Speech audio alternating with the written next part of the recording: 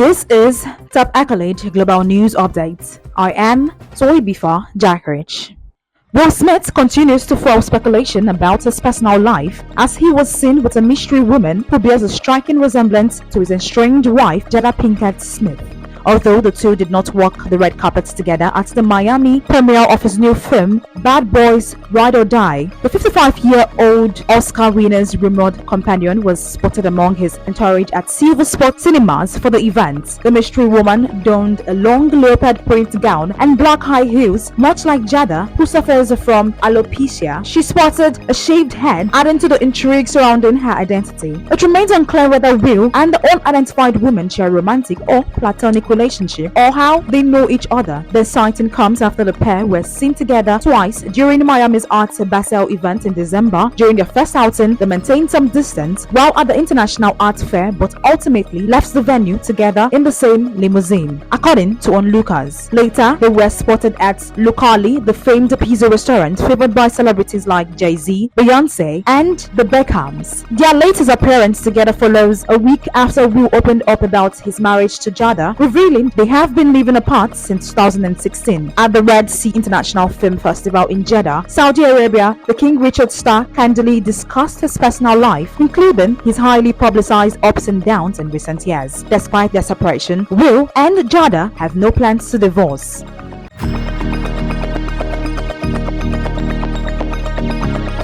A Meta plan to use personal data to train its artificial intelligence (AI) models without seeking consent came under fire from advocacy group NOYB, which called on privacy enforcers across Europe to stop such use. NOYB, None of Your Business, which was founded by Austrian activist Max Schrems, urged national privacy watchdogs to act immediately, saying recent changes in Meta's privacy policy, which come into force on June 26th, would allow it to use years of personal posts, private images or online tracking data for the Facebook owner's AI technology. The advocacy group said it has launched 11 complaints against Meta and asked data protection authorities in Ireland, Australia, Belgium, France, Germany, Greece, Italy, the Netherlands, Norway, Poland, and Spain to launch an urgency procedure because of the imminent changes. Meta rejected NOYB's criticism and referred to a May 22nd blog in which it said it uses publicly available online and licensed information to train AI, as well as information that people have shared publicly on its products and services. However, a message sent to Facebook users said Meta may still process information about people who do not use its products and services nor have an account if they appear in an image or any mentions in posts or captions shared by a user. NOYB has already filed several complaints against Meta and other big tech companies over alleged breaches of the EU's General Data Protection Regulation (GDPR), which threatens fines up to 4% of a company's total global turnover for violations.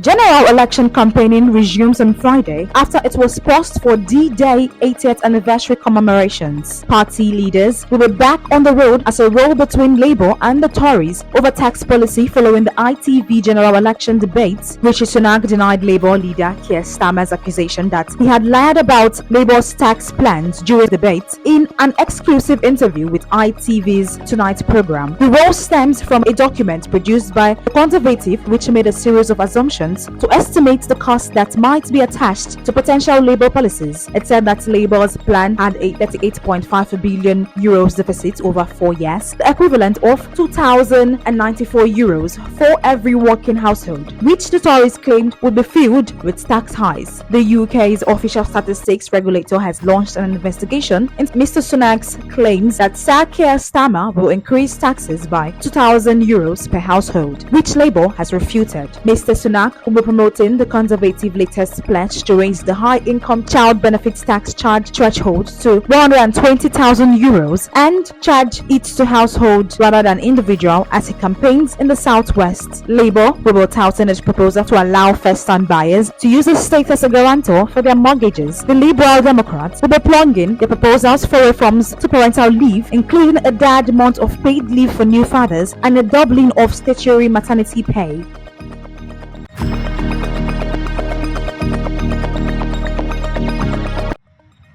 person in Mexico has died after catching the first known human case of H5N2 bird flu. The fatal case marks the first time someone in Mexico has been sickened by any type of influenza A H5 virus, the World Health Organization reported. This broad category of virus also includes the one currently circulating among U.S. dairy cows, called H5N1, which recently sickened 3 people who had close contact with cattle. When it caused sporadic infections in people, H5N1 has led to severe pneumonia and deaths in at least 50% of cases. The recent fatality in Mexico shows that H5N2 can also be deadly to humans. The spread of bird flu to people is concerning, in part which these viruses can be deadly. Another reason for concern is that the more times bird flu jumps into people, the more chances it has to pick up mutations and gain the ability to spread easily between humans. As of yet, no AH5 viruses can sustainably spread from person to person, the WHO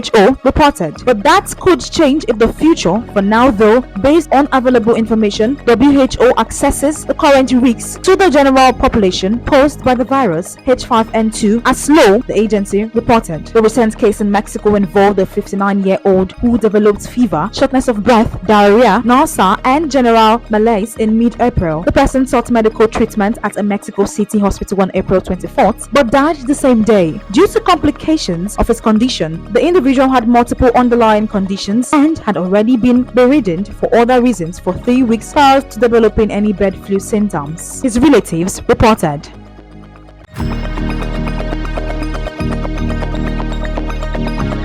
Spain has sought to intervene in South Africa's genocide case against Israel's action in Gaza at the International Court of Justice (ICJ). Foreign Minister Jose Manuel Albares said Spain joins a small number of other countries that has said they wish to intervene, including Ireland, which along with Spain and Norway officially recognized a Palestinian state last week. Albares said Madrid wanted to support the ICJ in its implementation of measures including an order to Israel to cease its military operation in Rafah in southern Gaza, but gave few details of what its requested intervention would entail. The ICJ is the highest United Nations legal body, established in 1945 to deal with disputes between states. The ICJ judges ordered to Israel last month to immediately halt its military assault on Rafah was a landmark emergency ruling following South Africa's decision to bring a case against Israel accusing it of genocide. Israel has repeatedly dismissed the case accusations of genocide as baseless, arguing in court that its operations in Gaza are self-defense and targeted at Hamas militants who attacked Israel on October 7th. That is the size of top accolade global news updates. You can follow us on our social media platforms as displayed on your screen. Happy Friday.